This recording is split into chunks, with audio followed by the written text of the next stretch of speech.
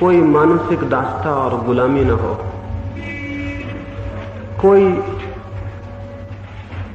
बंधे हुए रास्ते, बंधे हुए विचार और चित्त के ऊपर किसी भांति के चौकटे और जकड़न न हो।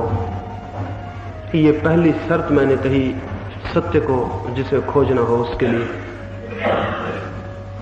निश्चित ही जो स्वतंत्र नहीं है वो सत्य को नहीं पा सकेगा। और परतंत्रता हमारी बहुत गहरी है। मैं उस परतंत्रता की बातें नहीं कर रहा हूं जो राजनीतिक होती है, सामाजिक होती है या आर्थिक होती है। मैं उस परतंत्रता की बात कर रहा हूं जो मानसिक होती है। और जो मानसिक रूप से परतंत्र है वो और चाहे कुछ भी उपलब्ध कर ले, जीवन में आनंद को और कृतज्ञता को, आलोक को अनुभव नहीं कर सकेगा। ये मैंने कल कहा। चित्त की स्वतंत्रता पहली भूमिका है। आज सुबह दूसरी भूमिका पर आपसे कुछ विचार करूं। दूसरी भूमिका है चित्त की सरलता। पहली भूमिका है चित्त की स्वतंत्रता, दूसरी भूमिका है चित्त की सरलता। जिनके चित्त जटिल हैं, उलझे हुए हैं, द्वंद्वग्रस्त हैं, वे भी सत्य को जानने में समर्थ नहीं हो सकते। और हमारे चित्त सरल बिल्कुल नहीं है। हमारे चित्त बहुत जटिल, बहुत उलझे हुए, बहुत द्वंद्वग्रस्त, बहुत विरोधाभासों से भरे, बहुत अराजक है। चित्त की ये जटिलता भी बाधा है, क्योंकि जो अपने भीतर उलझा है वो बाहर आंख कैसे खोल सकेगा। जो अपने भीतर बहुत व्यस्त है और संघर्ष में है वो सत्य के प्रति उन्मुख कैसे हो सकेगा। जो अपने से लड़ रहा है और अपने ही भीतर खंडित है वो अखंड को कैसे जान सकेगा। हम सारे लोग खंडित हैं, अपने ही भीतर बहुत खंडों में विभाजित हैं और वे सब खंड भी एक दूसरे के विरोध में खड़े हैं। क्राइस्ट एक गांव में एक दफा गए। एक युवक उनसे मिलने आया। उस युवक से क्राइस्ट ने पूछा कि तेरा नाम क्या है। इसके पहले कि मैं तुझे कुछ बताऊं, मैं तुझसे पूछ लूं कि तेरा नाम क्या है। उस युवक ने कहा, माई नेम इज लीजियन। मेरे तो 1000 नाम है, मैं कौन सा नाम बताऊं। उस युवक ने कहा कि मेरे तो 1000 नाम है, मैं कौन सा नाम बताऊं। क्राइस्ट ने कहा, कम से कम तूने एक सत्य तो कहा। दूसरे लोग तो अपना एक ही नाम बताते हैं जबकि उनके भीतर हजार हजार आदमी होते हैं। हर आदमी के भीतर बहुत से आदमी हैं। आप एक भीड़ हैं। आपके भीतर कोई व्यक्ति नहीं है, आप कोई इंडिविजुअल नहीं है। आपके भीतर तो एक भीड़ भरी हुई है। महावीर ने कहा है मनुष्य बहुचित्तवान है। हम साधारणता सोचते हैं एक ही चित्त है हमारे पास। महावीर कहते हैं बहुचित्तवान है। अभी आधुनिक खोजें भी कहती हैं मनुष्य पॉलीसाइकिक है, उसमें बहुत से मन एक ही साथ हैं। और आप खुद विचार करें तो दिखाई पड़ेगा बहुत से चित्त हैं आपके पास। जब आप क्रोध में होते हैं तो क्या आपके पास वही चित्त है जब आप बाद में पश्चाताप करते हैं? पश्चाताप करने वाला चित्त बिल्कुल दूसरा है, क्रोध करने वाला चित्त बिल्कुल दूसरा है। इसीलिए आप बार बार पश्चाताप करते हैं और फिर बार बार क्रोध करते हैं। जिस चित्त ने पश्चाताप किया उसकी आवाज उस चित्त तक नहीं पहुंची जो कि क्रोध करता है, अन्यथा क्रोध बंद हो गया होता। एक ही भूल आप 1000 बार करते हैं और भूल को करने के बाद पछताते हैं, दुखी होते हैं, निर्णय लेते हैं कि अब ये भूल नहीं करूंगा। अगर आप एक ही आदमी होते, आपके भीतर एक ही मन होता तो निर्णय पूरा हो जाता।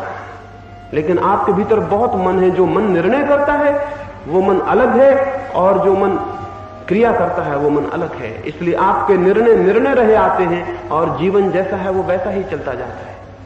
रात्रि आप तय करके सोते हैं कि सुबह 4 बजे उठाऊंगा। पूरे मन से निर्णय करते हैं कि मैं सुबह 4 बजे उठूंगा। सुबह 4 बजे कोई आपके भीतर कहता है पड़े रहो, क्या फायदा है, सर्दी है। आप सो जाते हैं। सुबह उठ के पछताते हैं और सोचते हैं ये कैसे हुआ, मैंने तय किया था कि उठूंगा, फिर उठा नहीं, कल जरूर उठूंगा। कल आप फिर पाते हैं आपके भीतर कोई कह रहा है क्या फायदा उठने का, सर्दी बहुत है, सोए रहो। ये मन क्या वही है जिसने निर्णय किया था या कि कोई दूसरा है? आपका मन बहुत खंडों में विभाजित है, उसमें बहुत टुकड़े टुकड़े हैं, और इन टुकड़ों के कारण आपके भीतर एक जटिलता पैदा हो जाती है। जिसका मन एक नहीं है वो जटिल होगा ही, और जटिलता अनंत गुना हो जाती है, क्योंकि एक मन दूसरे मन के विरोध में है। थोड़ा विचार करें, आपने अपने ही हाथ से ये विरोध खड़े कर लिए हैं। शिक्षा और संस्कार ने मन को खंड खंड कर दिया है, उसकी अखंडता नष्ट हो गई, उसका इंटीग्रेशन नहीं है। आप कहते हैं कि आप एक आदमी हैं क्योंकि आपका एक ही नाम है, एक ही लेबल है, सारे लोग जानते हैं कि आप एक ही आदमी हैं। अपने भीतर खोजें तो आपको बहुत आदमी वहां मिलेंगे। आपके विरोध में आपसे भिन्न अनेक अनेक आवाजें आपको भीतर सुनाई पड़ेंगी। क्या कभी आपने ख्याल किया है, कई बार आप कहते हैं कि मैंने अपने बावजूद ऐसा काम किया, in spite of my self. एक आदमी किसी को क्रोध में मार देता है और बाद में कहता है मैंने अपने बावजूद मार दिया। ये कैसे पागलपन की बात है? अपने बावजूद कैसे मार सकते हैं अगर आपके भीतर आपसे विरोधी भी मौजूद ना हो? आपने अनेक बार अनुभव किया होगा, क्रोध जब मैंने किया तो मैं मौजूद ही नहीं था। आपने अनेक बार अनुभव किया होगा, जब मैं वासना से भर गया तो मैं ही नहीं था, न मालूम कौन हो गया था। क्रोध में क्या आप वही होते हैं जो आप शांति में हैं? प्रेम में क्या आप वही होते हैं जो आप घृणा में हैं? नहीं आप होते, आपके चेहरे बदल जाते हैं, आपके भीतर कोई चीज बदल जाती है। आपके भीतर बहुत सी भीड़ है मन की, बहुत से टुकड़े हैं, कोई एक टुकड़ा आपको पकड़ लेता है और आप एक काम कर जाते हैं। उस टुकड़े के हटने के बाद जैसे कि गाड़ी के चाक पर गाड़ी का चाक घूमता है, उसके आरे कभी कोई एक आरा ऊपर होता है, कभी कोई नीचे हो जाता है, और आरे बदलते रहते हैं, स्पोक्स बदलते रहते हैं। वैसे ही आपका चित्त है, उसमें बहुत चित्त है, कोई चित्त ऊपर होता है, कभी कोई नीचे होता है, और इससे जटिलता पैदा हो जाती है। सरल तो केवल वही हो सकता है जिसके पास एक मन हो। वह तो जटिल होगा ही जिसके पास अनेक मन है, और ये अनेक मन भी ऐसे हैं कि इनमें एक दूसरे का किसी को पता ही नहीं है। ये इसी बात से आपको पता चलेगा कि आपके संकल्प सब अधूरे रह जाते हैं, क्योंकि जो मन संकल्प करता है वो मन पूरे करते वक्त मौजूद ही नहीं होता। आपने कितनी बार तय नहीं किया होगा मैं सत्य बोलूं, समय आता है और आप पाते हैं कि आप असत्य बोल रहे हैं। कितनी बार तय किया है कि मैं सबको प्रेम करूं और समय आता है और आप पाते हैं कि आप घृणा कर रहे हैं। कितनी बार तय किया है कि सब मेरे मित्र हों, लेकिन आप पाते हैं समय आता है और अनेक आपके शत्रु प्रतीत होने लगते हैं। आप ही तय करते हैं, आप ही निर्णय करते हैं, फिर इसका विरोध कैसे उठाता है? जो विरोध उठाता है वह आपके भीतर मौजूद है। जिनको आप श्रद्धा करते हैं उनके ही प्रति मन में अपमान का भाव भी लिए होते हैं। जिनको आप प्रेम करते हैं उन्हीं को आप घृणा भी करते रहते हैं। जिनको आप सम्मान देते हैं उनका ही अपमान करने की इच्छा भी मन में बनी रहती है। एक ही साथ आपके भीतर विरोध चलता रहता है। इसलिए आप प्रेमियों को निरंतर लड़ते देखेंगे। उन्हीं को प्रेम करते हैं, उन्हीं से लड़ते हैं, उन्हीं को घृणा भी करते हैं। मित्रों को भी आप देखेंगे, श्रद्धालुओं को भी आप देखेंगे। हमारा एक चित्त का हिस्सा जो करता है उसके ही विरोध में हमारे चित्त के दूसरे हिस्से खड़े रहते हैं। इसलिए प्रेम जरा सी देर में घृणा में बदल जाता है। मैं अभी वहां दिल्ली था, किसी ने मुझसे कहा कि जिसको हम प्रेम करते हैं उसको तो हम प्रेम ही करते हैं, यह आप कैसे कहते हैं? मैंने उनसे कहा कि समझ लें कि आप अपनी पत्नी को प्रेम करते हैं और कल आपको पता चल जाए कि आपकी पत्नी किसी और को प्रेम करती है, फिर क्या होगा? उसी क्षण आपका प्रेम घृणा में बदल जाएगा। और प्रेम क्या कभी घृणा में बदल सकता है? यह तो असंभव है। असल में घृणा भीतर छिपी बैठी थी, ऊपर प्रेम था, पीछे घृणा थी। अगर प्रेम का अवसर निकल गया, प्रेम हट जाएगा, घृणा ऊपर आ जाएगी। एक फकीर हुई है, राबिया नाम की एक स्त्री हुई, एक अद्भुत फकीर औरत हुई। उसने कुरान में पढ़ा कि एक वचन आता है, शैतान को घृणा करो। उसने उस वचन को काट दिया फिर हसन नाम का एक दूसरा फकीर यात्रा पर निकला था, वो उसके झोपड़े में मेहमान हुआ। सुबह सुबह उसने कहा कि मैं जरा कुरान पढ़ना चाहूंगा। कुरान पढ़ने दी गई, उसने उसमें देखा कि उसमें तो एक लकीर कटी हुई है। तो धर्म ग्रंथ में संशोधन, पवित्र वचनों में संशोधन। उसने कहा ये किस पागल ने कुरान में संशोधन कर दिया? उस राबिया ने कहा मुझे ही करना पड़ा। क्यों, ये कैसे किया? और ये ग्रंथ तो अपवित्र हो गया। राबिया ने कहा कि मैं तो बड़ी मुश्किल में पड़ गई हूं, इसमें लिखा है शैतान को घृणा करो। मैं अपने भीतर सब तरफ से खोजती हूं, वहां कोई घृणा नहीं है। तो अगर शैतान मेरे सामने आएगा तो मैं घृणा कैसे कर सकूंगी? आखिर घृणा करने के लिए घृणा होनी चाहिए, मौजूद होनी चाहिए, नहीं तो आएगी कहां से? जिस कुएं में पानी नहीं है उसमें आप बाल्टियां डालेंगे तो पानी आएगा कहां से? पानी होगा तो आएगा। तो राबिया ने कहा मेरे भीतर घृणा नहीं है, सिर्फ प्रेम है। परमात्मा हो या शैतान हो, अगर दोनों भी मेरे सामने आके खड़े हो जाएं तो मैं मजबूर हूं, मैं प्रेम ही कर सकूंगी, दोनों को बराबर ही प्रेम कर सकूंगी। मेरे भीतर घृणा नहीं है। मैंने बहुत खोजा, वहां कोई घृणा नहीं मिलती। लेकिन आप अपने प्रेम के भीतर खोजें तो आपको घृणा मिल जाएगी। वो प्रेम के पीछे ही खड़ी है, वो प्रेम की छाया की भांति ही खड़ी है। जिससे आपकी मित्रता है उसी के लिए आपके मन में शत्रुता का भाव भी खड़ा हुआ है। जिसको आप सम्मान दे रहे हैं उसका ही अपमान करने का मन भी आपके पीछे ही खड़ा हुआ है। जिसकी आप प्रशंसा कर रहे हैं उसकी निंदा करने की वृत्ति भी आपके पीछे ही खड़ी हुई है। ये दोनों विरोधी वृत्तियां हमेशा साथ हो तो चित्त सरल कैसे होगा? और जो चित्त सरल नहीं है वो कैसे सत्य को जान सकेगा? सरलता तो अनिवार्य है, सरलता तो परमात्मा को पाने की अनिवार्य शर्त है। ये जो हमारा चित्त जटिल है इसे समझ लेना जरूरी है। चित्त की जटिलता को, उसके खंड खंड होने को, उसके टुकड़े टुकड़े में बटे होने को और हमारे व्यक्तित्व के अनेक अनेक विरोधी अंशों को समझ लेना जरूरी है। जो व्यक्ति अपने भीतर अखंड नहीं हो सकता वो समझ ले उसकी कोई प्रार्थना, उसका कोई ध्यान, उसका कोई योग, उसकी कोई पूजा सार्थक नहीं है, सब व्यर्थ है। वो किसी मंदिर में जाए और किसी मस्जिद में जाए और किसी भगवान को प्रणाम करे, उसका कोई अर्थ नहीं है। अखंड हुए बिना कोई अर्थ नहीं है। जब आप एक मंदिर की मूर्ति के सामने सिर झुका रहे हैं तब भी आपके भीतर अश्रद्धा मौजूद है। श्रद्धा के साथ ही आदर के साथ ही अनादर मौजूद है, विश्वास के साथ ही संदेह मौजूद है। मैं अपने गांव जाता हूं, मेरे एक वृद्ध शिक्षक हैं, उनके यहां मैं हमेशा जाता था। पीछे एक बार 7-8 दिन गांव पर रुका तो उनके घर रोज गया, सुबह सुबह उनके घर जाता। दूसरे दिन उन्होंने खबर भेजी कि मैं उनके घर ना आऊं।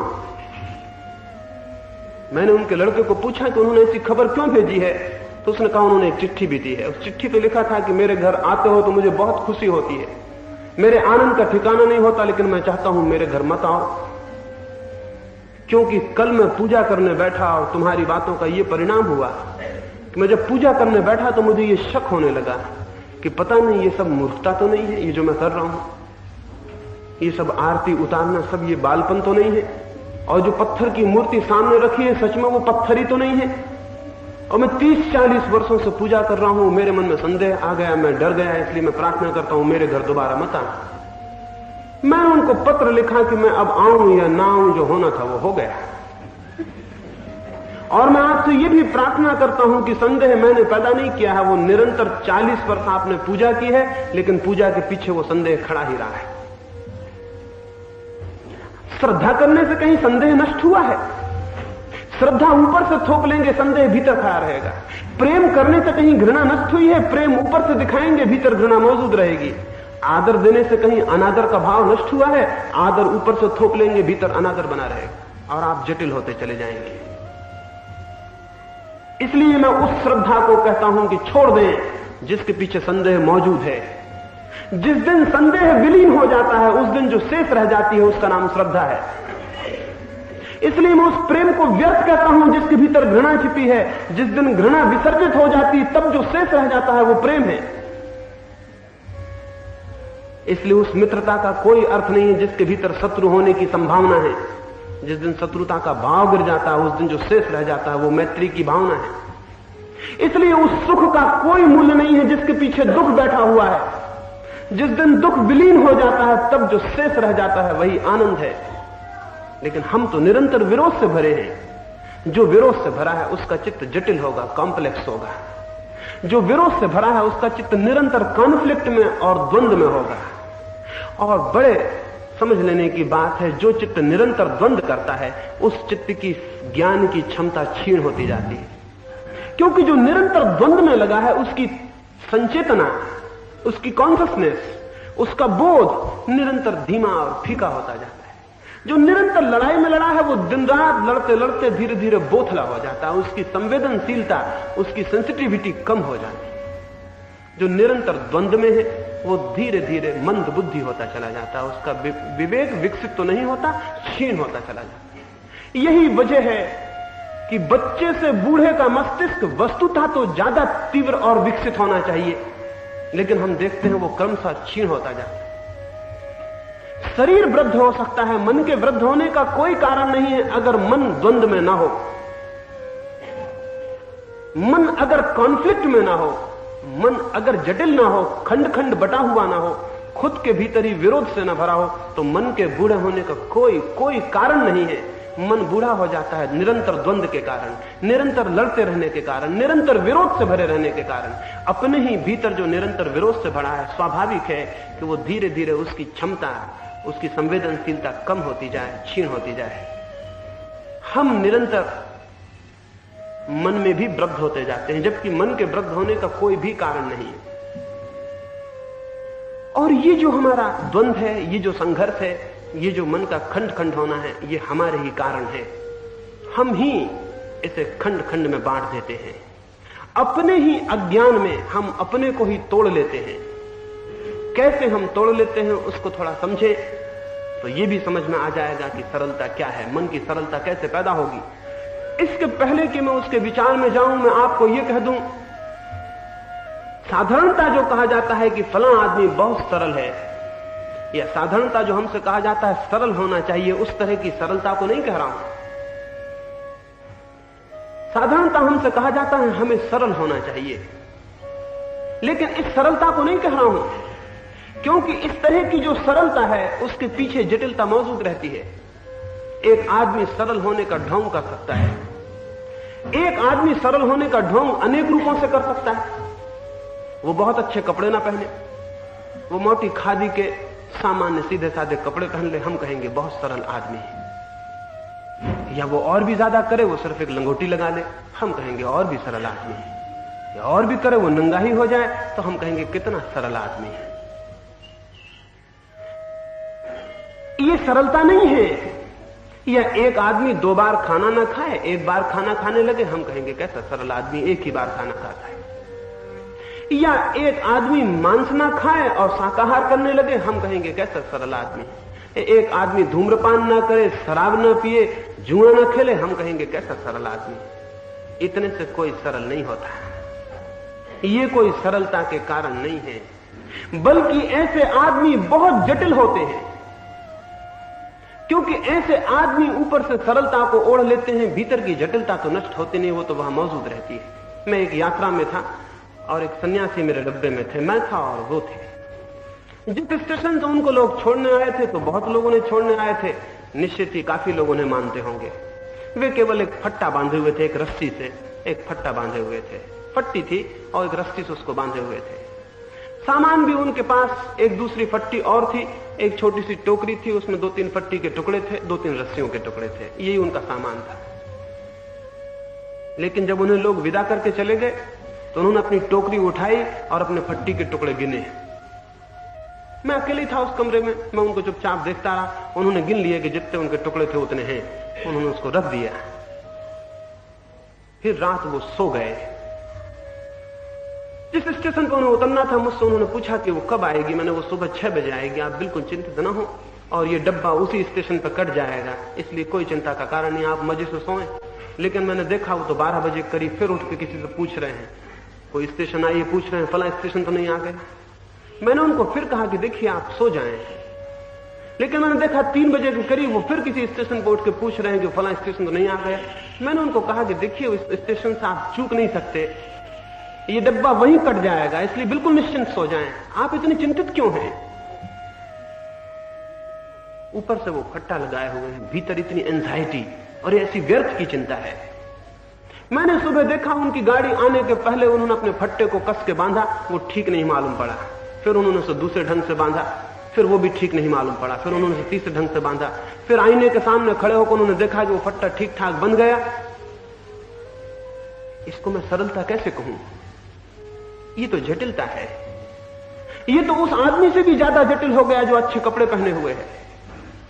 ये ऊपर से सरलता का जो ढोंग है, इसका कोई अर्थ नहीं है। ये कोई सरलता नहीं है। सरलता बड़ी दूसरी चीज है। ये वैसा ही है जैसे कोई कागज के फूल घर में लगा ले। कागज के फूलों में और असली फूलों में बड़ा फर्क है। सरलता लाई नहीं जाती, ऊपर से थोपी नहीं जाती। भीतर चित्त अखंड हो जाए तो सरलता बाहर अपने आप आनी शुरू हो जाती है।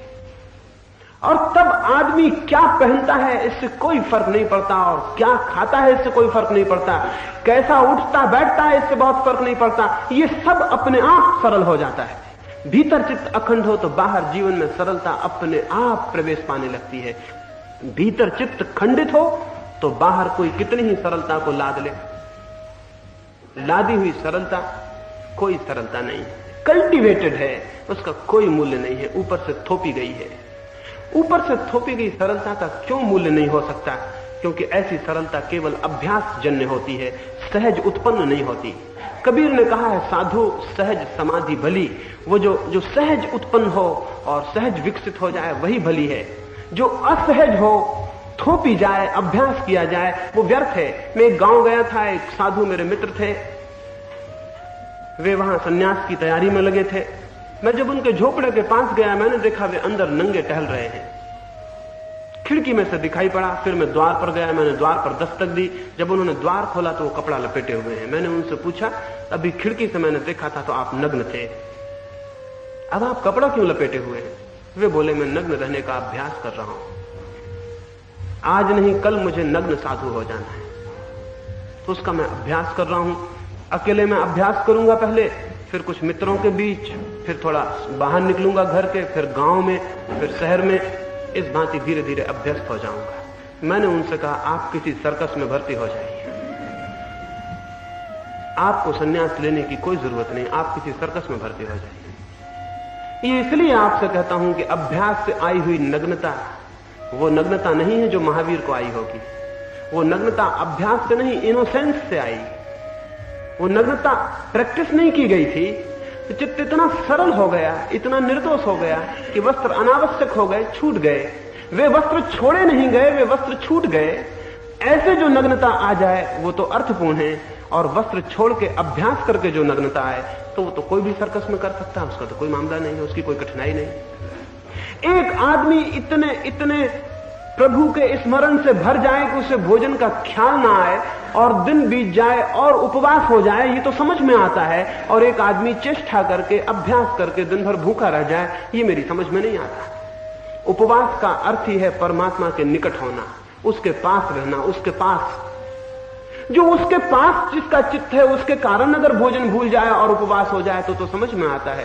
अन्यथा फिर साधा हुआ उपवास बिल्कुल व्यर्थ हो जाता, उसका कोई मूल्य नहीं। साधा हुआ सभी व्यर्थ हो जाता है। जो आ जाए उसकी सार्थकता है, साधे हुए की सार्थकता नहीं। जीवन में जो भी महत्वपूर्ण है वो आता है, साधा नहीं जाता। अगर मैं आपके प्रति प्रेम को साध लूं तो वो प्रेम सत्य होगा। साधा हुआ प्रेम कैसे सत्य हो सकता है? साधा हुआ प्रेम तो अभिनय होगा, पाखंड होगा। आया हुआ प्रेम, मेरे भीतर से प्रेम फूटने लगे, उसके अवरुद्ध द्वार खुल जाएं और मेरे भीतर से प्रेम की धारा बहने लगे, वो तो समझ में आता है। और मैं चेष्टा करूं, प्रयास करूं और आपको प्रेम करूं तो उस प्रेम का क्या मूल्य होगा? वैसे ही सरलता का भी कोई मूल्य नहीं है जो साध ली गई हो। लेकिन हम चारों तरफ लोगों को सरलता साधते हुए देखते हैं। जिसको हम साधु कहते हैं वो सरलता साधे हुए है।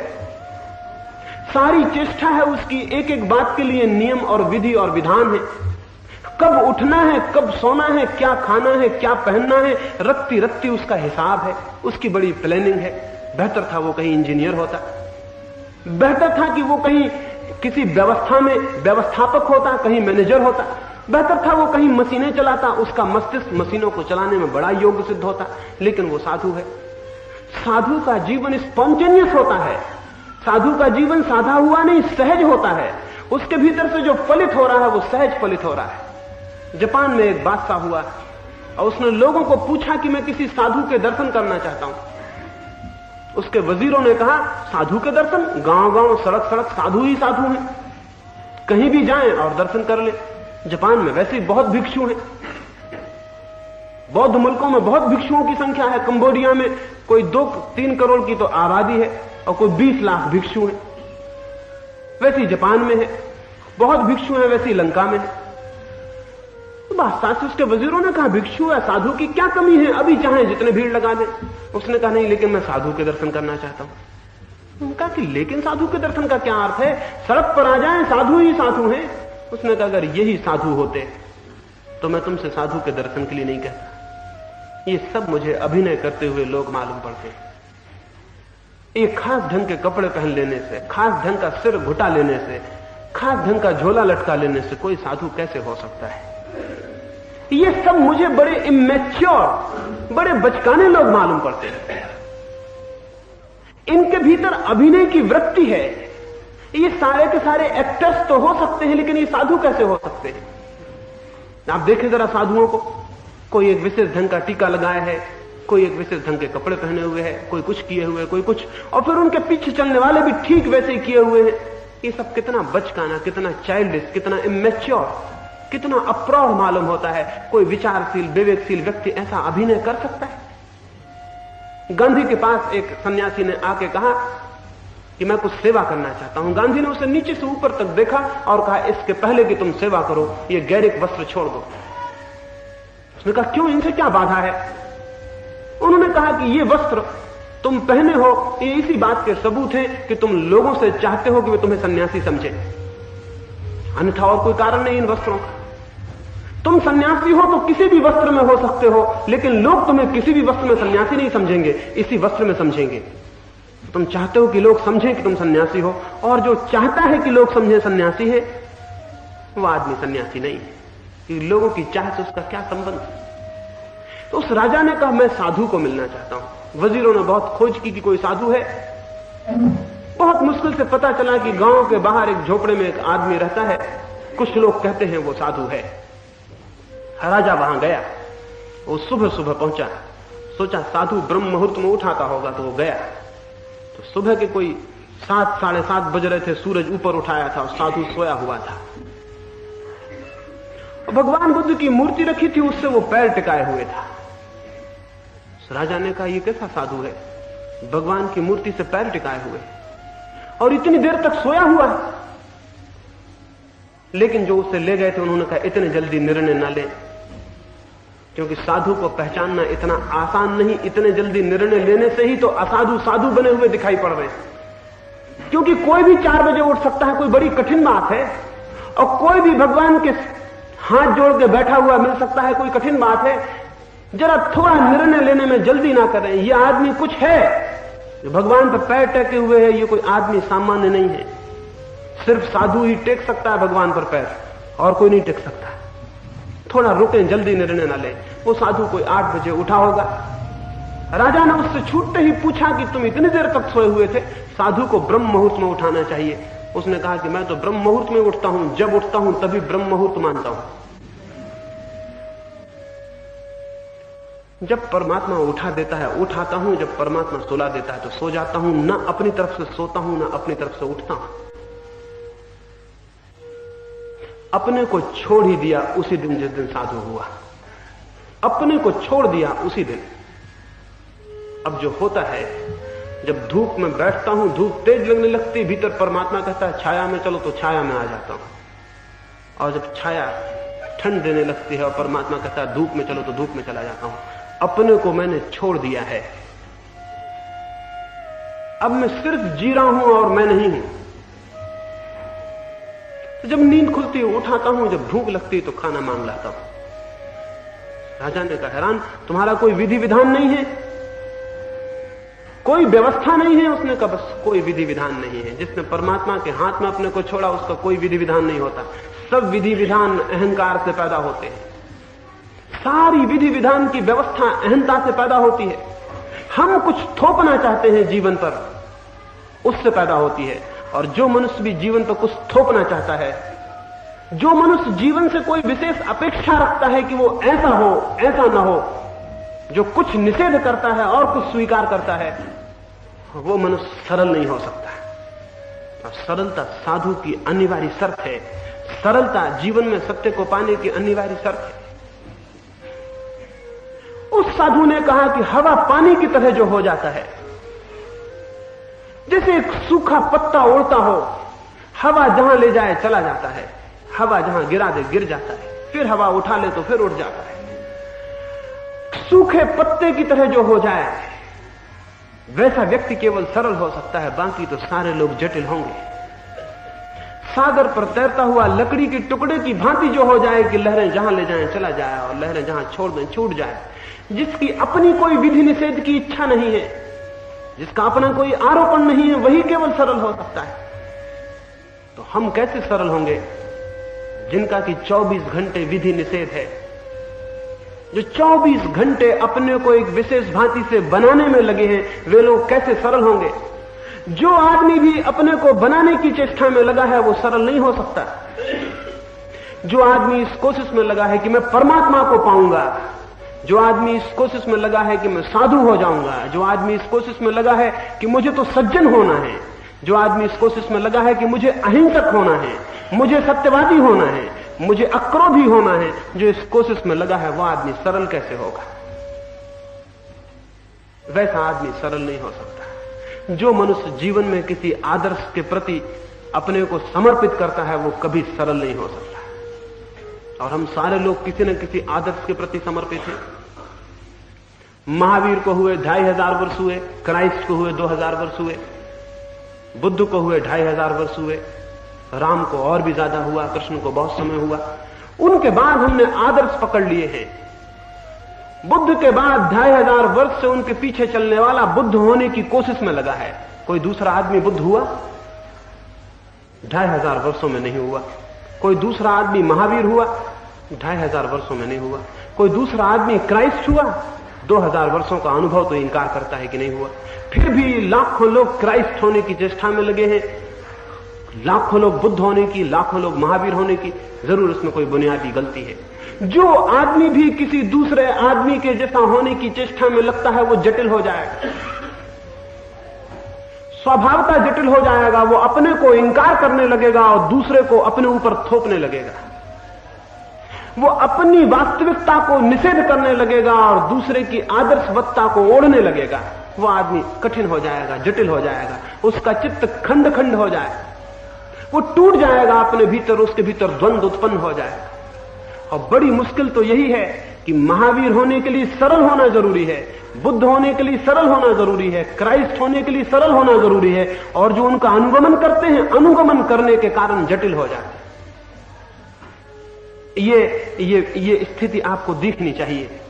कोई किसी का अनुगमन करके कभी सरल नहीं हो सकता। अनुगमन का अर्थ ही हुआ कि मैंने दूसरे मनुष्य जैसे होने की चेष्टा शुरू कर दी, बिना उस मनुष्य को समझे हुए जो मैं था, जो मैं हूं। मैं जो हूं इसे समझे बिना मैंने दूसरा मनुष्य होने की चेष्टा शुरू कर दी। मैं जो रहूंगा वो रहा आऊंगा और दूसरे मनुष्य का आवरण, अभिनय, पाखंड अपने ऊपर थोप लूंगा। इसलिए धार्मिक मुल्क अत्यंत पाखंडग्रस्त हो जाते हैं। हमारा मुल्क है, इससे ज्यादा पाखंडी मुल्क जमीन पर खोजना कठिन है। इससे ज्यादा जटिल मुल्क, जटिल कौम, जटिल जाति खोजनी बिल्कुल मुश्किल है।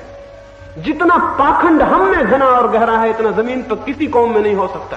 और उसका कारण कुल यह है कि हम सब अनुकरण, आदर्श, हम कुछ होने के पागलपन में लगे हैं, उस मनुष्य को समझे बिना जो हम हैं। जबकि जीवन की कोई भी वास्तविक क्रांति जो हम हैं उसके समझने से शुरू होती। जो मैं वस्तुता हूं उसे समझने से शुरू होती है। एक आदमी क्रोधी है, एक आदमी लोभी है, एक आदमी दंभी है। एक दंभी आदमी कोशिश में लग जाता है कि मैं विनीत हो जाऊं, क्या होगा? एक अहंकारी मनुष्य है, शिक्षा और संस्कार और समझाने वाले लोग उससे कहते हैं अहंकार छोड़ दो, तो तुम्हें बहुत शांति मिलेगी। वो अहंकारी मनुष्य अहंकार को छोड़ने में लगेगा, क्या करेगा? वो करेगा ये। अहंकार कहीं छोड़ा जाता है? अहंकार कहीं छोड़ा जा सकता है? कौन छोड़ेगा अहंकार? जो छोड़ने में लगा है वो अहंकार ही तो है। इसलिए जब छूटने का उसे लगने लगेगा तो वो ये कहने लगेगा मैंने अहंकार छोड़ दिया, मैं विनीत हो गया, मैं विनम्र हो गया हूं, मेरे पास कोई अहंता नहीं है। और ये सब क्या है? ये सब अहंता का हिस्सा है। कभी अहंकार को कैसे छोड़ सकेगा? छोड़ने में और परिपुष्ट हो जाएगा और सूक्ष्म हो जाएगा। इसलिए सन्यासी के बराबर सूक्ष्म अहंकार गृहस्थ का नहीं होता, हो नहीं सकता। गृहस्थ तो एक दूसरे से मिल जाते हैं, सन्यासी एक दूसरे से मिलते भी नहीं। सन्यासियों को कहिए एक दूसरे से मिले तो नहीं मिल सकते। एक बड़े साधु को मैंने कहा कि फलां साधु से आप मिले, वो बोले जरा मुश्किल है। क्यों मुश्किल है? कौन पहले नमस्कार करेगा यही मुश्किल है। अगर दो साधु मिले तो कौन कहां बैठेगा यही मुश्किल है। कौन नीचे बैठेगा, कौन ऊपर बैठेगा। एक जलसे में मैं था, वहां कोई 30-40 साधु अलग अलग तरह के निमंत्रित आमंत्रित थे। उस समारोह को करने वालों की इच्छा थी कि सारे लोग एक ही मंच पर बैठे, लेकिन नहीं बैठ सके क्योंकि कोई शंकराचार्य थे, उनको तो सिंहासन चाहिए, उस पर ही बैठेंगे। और जब शंकराचार्य सिंहासन पर बैठेंगे तो दूसरा साधु उनके नीचे पैरों में कैसे बैठने को राजी हो सकता? उसने कहा मैं भी सिंहासन पर बैठूंगा। फिर ये भी डर है कि सिंहासन किसका ऊंचा नीचा होगा। ये सोचते हैं आप ये पागल हैं या साधु हैं, ये विनम्र हैं या अहंकार की अंतिम चरम सीमा है। ये अहंता का सूक्ष्मतम रूप है। इसलिए दुनिया में साधु लड़ते हैं और लड़ाते हैं, क्योंकि अहंकार जहां भी हो वहीं संघर्ष और द्वंद्व और लड़ाई खड़ा कर देता है। ये अहंता है और अहंकार कभी अहंकार को छोड़ ही नहीं सकता। जब वो छोड़ने में लगता है तब भी अहंकार ही है जो सोच रहा है कि मैं विनम्र हो जाऊं। वो क्या करेगा? वो विनम्र होने का ढोंग कर लेगा। जब आप मिलेंगे तो वो सिर झुका के नीचे होकर कहेगा मैं तो कुछ भी नहीं हूं। और जब वो ये कह रहा है मैं कुछ भी नहीं हूं, तब वो भीतर जानेगा कि मैं कुछ हूं। जब वो कह रहा है मैं कुछ नहीं हूं, ये केवल वही आदमी कहता है कि मैं कुछ नहीं हूं जो जानता है कि मैं कुछ हूं, अन्यथा नहीं कहता। लोभी कैसे लोभ को छोड़ेगा? वो लोभ को भी छोड़ेगा तो लोभ के कारण ही छोड़ेगा। मैं एक जगह था और एक साधु समझाते थे लोगों को, लोभ छोड़ दो तो तुम शांत हो जाओगे, लोभ छोड़ दो तो पुण्य होगा, लोभ छोड़ दो तो मोक्ष मिलेगा। मैंने उन साधु को कहा कि अगर इनमें से कोई बहुत लोभी होगा तो ही आपकी बात को मान पाएगा, क्योंकि जिससे मोक्ष पाने का लोभ होगा वो सोचेगा लोभ छोड़ दें, शांत होने का जिससे लोभ होगा वो सोचेगा लोभ छोड़ दें। ये सब लोभ के ही हिस्से होंगे, ये ग्रीड के ही एक्सटेंशन है, ये उसके ही विस्तार है। लोभी कभी लोभ कैसे छोड़ सकता है? असल में कोई बुराई कभी नहीं छोड़ी जाती। वैसे ही जैसे अंधकार हो तो अंधकार को हटाया नहीं जा सकता। इस भवन में अंधकार भरा हो, हम उसे धक्के देकर नहीं हटा सकते हैं। अगर कोई अंधकार को धकाने में लगेगा तो हम क्या कहेंगे? उसको कहेंगे विक्षिप्त हो गया, इसका मस्तिष्क ठीक नहीं है। अंधकार कहीं हटाया जाता है? हाँ, प्रकाश जलाया जाता है। प्रकाश जल जाए तो अंधकार अपने आप विलीन हो जाता है, वो नहीं पाया जाता। वैसे ही अहंकार नहीं छूटता। सरलता उत्पन्न होती है तो अहंकार नहीं पाया जाता है। लोभ नहीं छूटता। शांति उत्पन्न होती है तो लोभ नहीं पाया जाता है। जीवन में बुराई नहीं छोड़ी जाती। जो सद है उसका जन्म, उसे जगाया जाता है। जो आलोक है उसे जगाया जाता है। अंधकार अपने से छूट जाता है। लेकिन हम अंधकार को छोड़ने में लगेंगे तो जटिल हो जाएंगे। हम सारे लोग अंधकार को छोड़ने में लगे हैं। मुझे लोग मिलते हैं जो कहते हैं हमें अपनी हिंसा छोड़नी है। मैं उनसे कहता हूं हिंसा कैसे छोड़ी जा सकती है? हाँ, प्रेम जगाया जा सकता है, हिंसा नहीं छोड़ी जा सकती। लोग कहते हैं हमें असत्य छोड़ना है, सत्य जगाया जा सकता है, असत्य नहीं छोड़ा जा सकता है। और जब हम ये छोड़ने की भाषा में पड़ जाते हैं तभी जटिलता शुरू हो जाती है, द्वंद्व शुरू हो जाता है, कॉन्फ्लिक्ट शुरू हो जाती है। और हमारे चित्त इसीलिए बहुत ज्यादा द्वंद्व से भरे हैं। हम कुछ छोड़ना चाहते हैं, जबकि छोड़ना जीवन का नियम नहीं है, पाना जीवन का नियम है। कुछ पा लिया जाए तो निम्न छूट जाता है, श्रेष्ठ पा लिया जाए निम्न विलीन हो जाता है, श्रेष्ठ आ जाए तो निम्न जगह खाली कर देता है उसके लिए, प्रकाश आ जाए तो अंधकार स्थान छोड़ देता है। लेकिन अंधकार अपने आप स्थान नहीं छोड़ सकता। प्रकाश का आगमन प्राथमिक है, अंधकार का जाना द्वितीय है। सत्य का आना प्राथमिक है, असत का जाना द्वितीय है। श्रेष्ठ का आना प्राथमिक है, अश्रेष्ठ का जाना द्वितीय है। और वो जो आगमन है, वो जो वास्तविक सरलता का आगमन है, जिससे जटिलता जाएगी, वो आरोपित नहीं होती है, उसे भीतर से जगाना होता है। भीतर से जगाने का नियम क्या होगा? नियम होगा कि सबसे पहले हम सब भांति के आदर्शों से अपने को मुक्त कर लें। आदर्श जटिल कर रहे हैं। आप सबसे पहले अपने को जानने में लगे, बजाय इसके कि आप अपने को बनाने में लग जाएं। हम पूछते हैं हमें कैसा होना चाहिए। मैं आपसे कहता हूं ये व्यर्थ है। आप जाने कि आप कैसे हैं। ये वैज्ञानिक है कि आप जाने कि आप क्या हैं। अगर आप अपनी वास्तविकता को पूरी तरह जान लें तो उस ज्ञान से ही क्रांति शुरू हो जाती है। अगर कोई मनुष्य अपने क्रोध को पूरा जान ले तो क्रोध विलीन होना शुरू हो जाता है। क्रोध को विलीन करने के लिए और कुछ करना जरूरी नहीं, क्रोध को जान लेना ही जरूरी। लेकिन आपने कभी क्रोध नहीं जाना। आप कहेंगे हमने बहुत बार क्रोध किया है। मैं आपको कहता हूं मुल्क में मैं घूमा हूं और अभी मैं ऐसे आदमी की तलाश में हूं जिसने क्रोध को जाना हो। आपने क्रोध कभी नहीं जाना। जब आप क्रोध करते हैं तब आप मौजूद ही नहीं होते, आप मूर्छित होते हैं, बेहोश होते हैं। कभी कोई आदमी मौजूद होकर क्रोध कर सकता है? मौजूद होकर क्रोध किए नहीं जा सकता। अगर आप मौजूद हो क्रोध असंभव हो जाएगा। अगर आपकी प्रेजेंस पूरी हो उस वक्त, चित्त की क्रोध की वृत्ति के समय अगर आप सजग हो, क्रोध असंभव हो जाएगा। क्रोध नहीं किया जा सकता है। जब भी हम सजग हो तभी जो बुरा है वो असंभव हो जाता है। बुरे के लिए असजग होना, मूर्छित होना जरूरी है।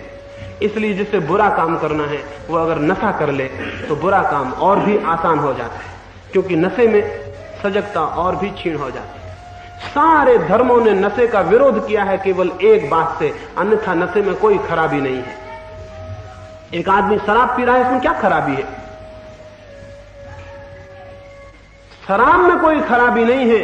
खराबी यह है कि शराब की स्थिति में उसकी जो होश की स्थिति है वो विलीन हो जाएगी, वो और भी मूर्छित होगा, और मूर्छा में सब पाप होते हैं। जितने हम मूर्छित हैं उतने पाप हैं। आप जब क्रोध करते हैं तब आप मूर्छित हैं। जब आप काम से पीड़ित होते हैं तब आप मूर्छित हैं। आप होश में नहीं हैं, आप अपने में नहीं हैं। आपको कोई चीज खींच रही है और आपको बिल्कुल होश नहीं है आप कहां जा रहे हैं। क्रोध में आदमी को देखें, वासनाग्रस्त आदमी को देखें, उसकी आंखों को, उसके भाव को देखें, उसके शरीर को देखें, आप पाएंगे वो मूर्छित है, बेहोश है। इसीलिए जब आप क्रोध में होते हैं तो न केवल मन के तल पर आप मूर्छित होते हैं बल्कि शरीर के तल पर भी।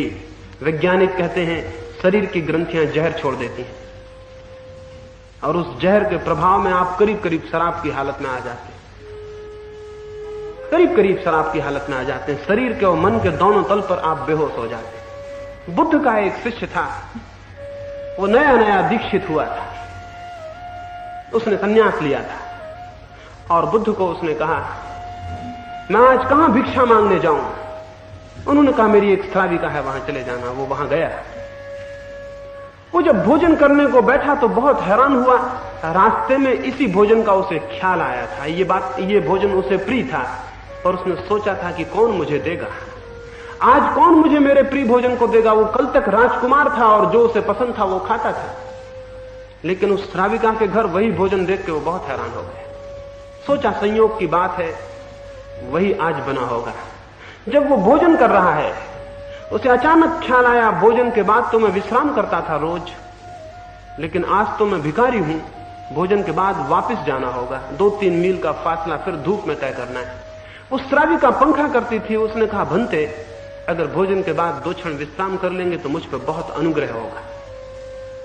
वो भिक्षु फिर थोड़ा हैरान हुआ कि क्या मेरी बात किसी भांति पहुंच गई। फिर उसने सोचा संयोग की ही बात होगी कि मैंने भी सोचा और उसने भी उसी वक्त पूछ लिया।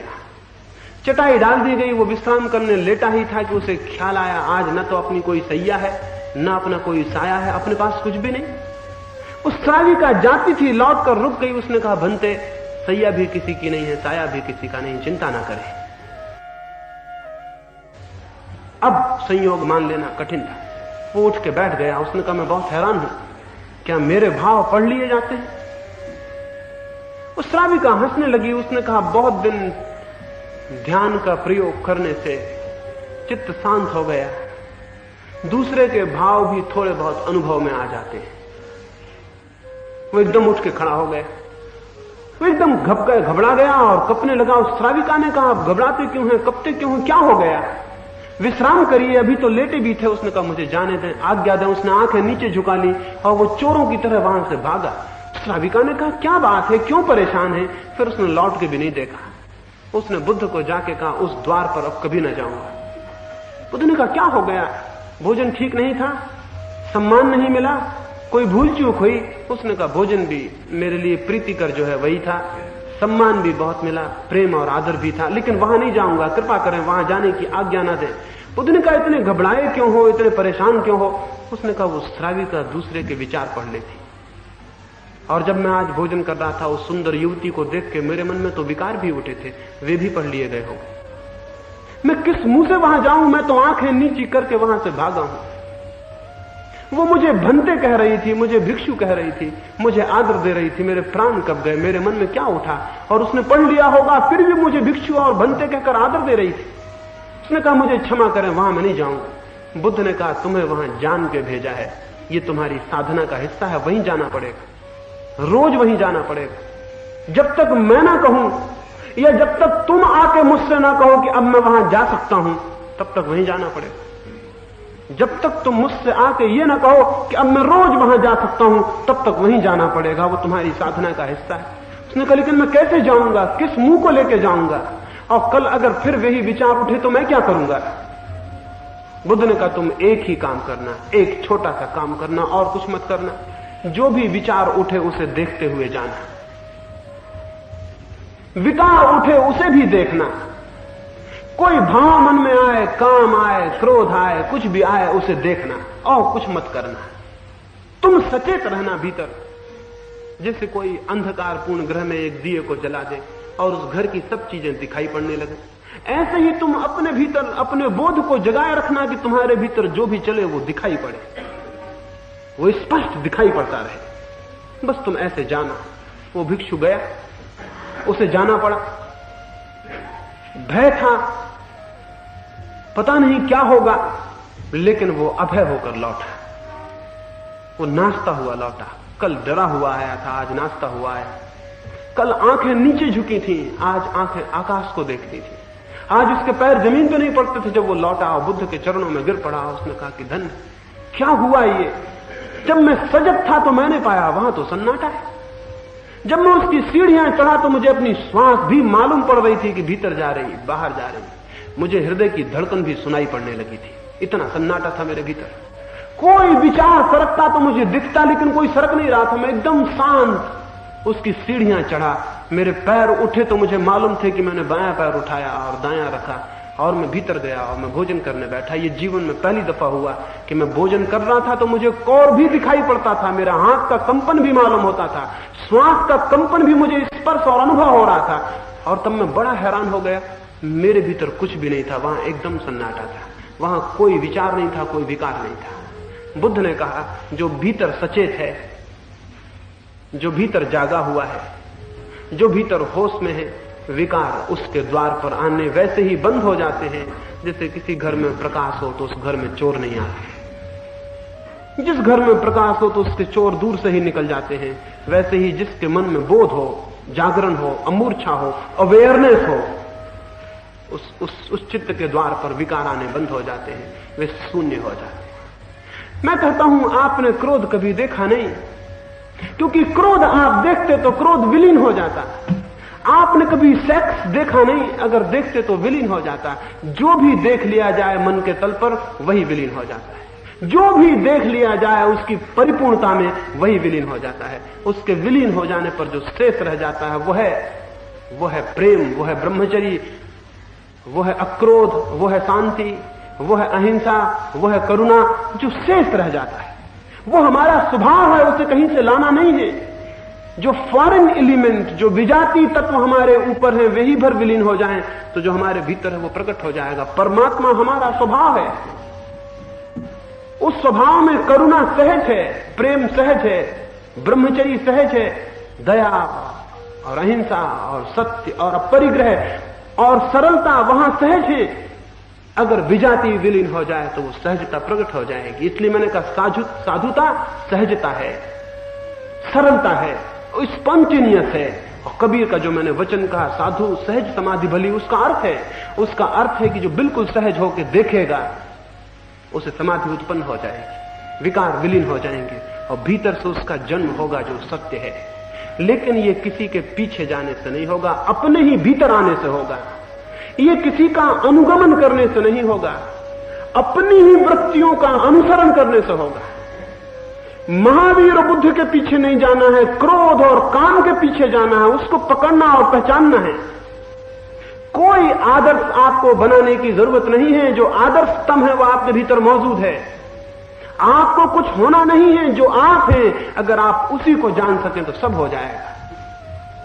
लेकिन हम कुछ होने में लगते हैं, इससे जटिलता, इससे उलझा और द्वंद्व पैदा हो जाता है। कुछ होने में ना लगे, जो है उसे जानने में लगे। और घबराएं ना, क्रोध से ना घबराएं, काम से ना घबराएं, द्वेष से ना घबराएं, घृणा से ना घबराएं, मोह से, लोभ से ना घबराएं। घबराने की कोई भी जरूरत नहीं है। इनमें प्रवेश करें, इनके प्रति सजग हों, जाने, होश से इनको पहचाने, इनका विश्लेषण करें, इनमें प्रवेश कर जाएं। जो व्यक्ति अपने लोभ में प्रवेश कर जाएगा वो अलोभ पर पहुंच जाता है। जो अपने क्रोध में प्रवेश कर जाता है वह क्रोध पर पहुंच जाता है। जो अपने काम में, सेक्स में प्रवेश कर जाता है वो ब्रह्मचर्य को अनुभव कर लेता। लेकिन हम तो बाहर से डरे डरे परेशान, उनमें प्रवेश ही नहीं करते, कभी उनको जानना ही नहीं चाहते, कभी उनमें प्रवेश करके पूरे उनके आंतरिक जड़ों तक जाना नहीं चाहते। हम तो बाहर ही घबराए रहते हैं। बुरे लोग वे हैं जो बुरा काम करके नष्ट हो जाते हैं, भले लोग वे हैं जो बुरे काम के डर से ही नष्ट हो जाते हैं। एक गांव में एक वृद्ध अपने गांव की सीमा के बाहर बैठा था। एक फकीर था, गांव के बाहर ही रहता था। रात उसने देखा एक बड़ी विकराल छाया गांव में प्रवेश कर रही है, एक विकराल छाया मात्र। उसने पूछा कि तुम कौन हो, ये छाया किसकी है और ये कहां जा रही है? सुनाई पड़ा कि मैं महामारी हूं और गांव में 1000 बुरे लोगों को नष्ट करने आई हूं। उसने कहा सिर्फ बुरे लोगों को ना, सिर्फ बुरे लोगों को। 3 दिन गांव में रहूंगी और 1000 बुरे लोगों को नष्ट कर दूंगी। लेकिन 3 दिन में तो कई हजार लोग गांव में नष्ट हो गए। उसमें बुरे ही लोग नहीं थे, बहुत से भले लोग थे, साधु थे, सज्जन थे। वो वृद्ध सजग रहा कि तीसरे दिन जब वो लौटे छाया तो मैं उससे पूछूं कि ये क्या हुआ, धोखा दिया? वो छाया तीसरे दिन रात को वापस लौटती थी। उस वृद्ध ने कहा कि ठहरो और मुझे बताओ कि मुझे धोखा दिया और झूठ बोली। तुमने कहा 1000 बुरे लोगों को नष्ट करूंगी, 3 दिन में तो हजारों लोग नष्ट हो गए। उसमें बहुत भले और साधु और सज्जन भी नष्ट हुए। वो महामारी बोली मैंने तो 1000 बुरे लोग नष्ट किए, बाकी अच्छे लोग भय से नष्ट हो गए। उसने कहा कि मैंने तो 1000 बुरे लोग नष्ट किए, बाकी अच्छे लोग भय से मर गए। वो मैंने नष्ट नहीं किए, मेरा जुम्मा 1000 का, बाकी सब अपने से मर गए। तो बिल्कुल ही काल्पनिक है बात, लेकिन सच है। बुरे लोग क्रोध करके नष्ट हो जाते हैं, अच्छे लोग क्रोध से डर के नष्ट हो जाते हैं। तीसरा रास्ता है, न तो क्रोध करने का सवाल है, न क्रोध से लड़ने का सवाल है, क्रोध को जानने का सवाल है। न तो क्रोध के पीछे क्रोधी हो जाने का सवाल है और न क्रोध से डर के अक्रोध को लादने का सवाल है। सवाल क्रोध को जान के क्रोध को विसर्जित करने का है। और जानते ही क्रोध विसर्जित हो जाता है, जानते ही जटिलता विसर्जित हो जाती। ज्ञान से बड़ी कोई क्रांति नहीं है। अभी रास्ते में हम आते थे तो बात चलती थी कि ज्ञान हो जाए तो फिर क्या करेंगे, ज्ञान हो जाए तो फिर आचरण कैसे करेंगे, ज्ञान हो जाए तो उसे फिर जीवन में कैसे लाएंगे। ये गलत ही बात है, ये गलत ही बात है। ये वैसे ही है जैसे कोई पूछे कि प्रकाश हो जाए तो फिर अंधेरे का क्या करेंगे। जैसे कोई पूछे कि यहां प्रकाश तो जल गया लेकिन फिर अंधेरे का क्या करेंगे, तो हम उससे क्या कहेंगे? हम उससे कहेंगे फिर तुम प्रकाश के जलने का अर्थ ही नहीं समझे। प्रकाश के जलने का अर्थ ही है कि अंधेरा नहीं हो गया। ज्ञान का अर्थ ही है कि अज्ञान नहीं हो गया। और जो आचरण अज्ञान से निकलता था वो अज्ञान के चले जाने पर नहीं हो जाएगा, वो रह कैसे जाएगा। अज्ञान अनाचरण है, ज्ञान आचरण है। ज्ञान को आचरण में लाना नहीं होता है। ज्ञान हो तो आचरण अपने आप है, अज्ञान को भी आचरण में नहीं लाना होता। अज्ञान हो तो अनाचरण अपने आप है। आप कोई क्रोध को लाते हैं, आपने कभी क्रोध लाया है? आप हमेशा पाते हैं क्रोध आया। आप क्रोध को कभी लाए हैं? आपने कभी घृणा की है? आप हमेशा पाते हैं आई। आई का क्या अर्थ है? आई का अर्थ है कि भीतर अज्ञान है, अनाचरण आता है। ठीक वैसे ही अगर भीतर ज्ञान हो तो आचरण आता है, वो भी लाया नहीं जाता। अगर भीतर ज्ञान हो तो प्रेम वैसे ही आएगा जैसे घृणा आती है अभी, करुणा वैसे ही आएगी जैसे क्रूरता आती है अभी, अहिंसा वैसे ही आएगी जैसे हिंसा आती है अभी। अज्ञान का जो प्रकाशन है वो अनाचरण है, ज्ञान का जो प्रकाशन है वो आचरण है। आचरण थोपा नहीं जाता, वो ज्ञान से निस्तृत होता है, बहता है और आता है। जीवन में जो भी है वो सब आता है, लाया कुछ भी नहीं जाता है। और इसलिए ये जो मैंने कहा कि जीवन सरल हो, जटिलता ना हो उसमें, इसका यह अर्थ मत ले लेना कि आपको सरलता लानी है। इसका अर्थ केवल इतना है, अपनी जटिलता जाननी है और जटिलता में प्रवेश करना है। जटिलता में प्रवेश का सूत्र है जटिलता के प्रति चित्त की सारी वृत्तियों के प्रति जागरण। मैंने कल कहा विचार के प्रति साक्षी हो तो स्वतंत्रता आएगी, भाव के प्रति साक्षी हो तो सरलता आती है। विचार के प्रति साक्षी हो तो स्वतंत्रता आती है, भाव के प्रति साक्षी हो तो सरलता आती है। जो विचार को जानने लगता है वो विचार से मुक्त हो जाता है, जो भाव को जानने लगता है वो भाव से मुक्त हो जाता है। ज्ञान विचार का, विचार से मुक्ति है। ज्ञान भाव का, भाव से मुक्ति है। हमारा भाव जटिल हो हम सत्य को नहीं जान सकते, विचार जटिल हो सत्य को नहीं जान सकते। विचार सरल होगा, भाव सरल होगा तो वो तैयारी हो जाएगी हमारे भीतर जो हमें सत्य को जानने के लिए आंख को खोल देती है। इसलिए मैंने दूसरे चरण की बात कही, चित्त की सरलता। कल तीसरे सूत्र की बात करूंगा, चित्त की शून्यता। तीन ही सूत्र हैं, चित्त की स्वतंत्रता, चित्त की सरलता और चित्त की शून्यता। स्वतंत्रता, सरलता और शून्यता को जो साथ लेता है वो समाधि को उपलब्ध हो जाता है। मेरी बातों को प्रेम से सुना इसलिए अनुग्रहित हूं। सबके भीतर बैठे परमात्मा को प्रणाम करता हूं, मेरे प्रणाम स्वीकार करें।